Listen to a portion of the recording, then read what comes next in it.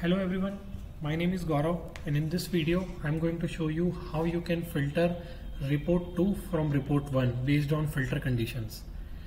Okay, so in this scenario I have created two reports, which is summarized version and other one is detailed version. Okay, so the scenario is you have to filter the detailed version report based on the date filter from the summarized version of the report. So as you can see, this is the summarized version based on date, and we have to redirect to the detailed version report based on the filter condition of date. So as you can see, if I click on the 15th of March, it will open a new report based on the filter condition, which is 15th of March. So yeah, as you can see, the report is filtered. So how I have implemented this? So let me show you. So I will go to Power BI desktop.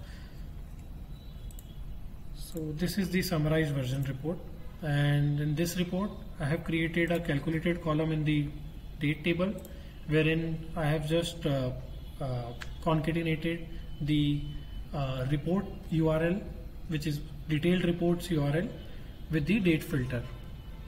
So as you can see, the highlighted one, this one is the report URL of the detailed report, detailed version of the report, and in the second part here I am applying the filter based on that.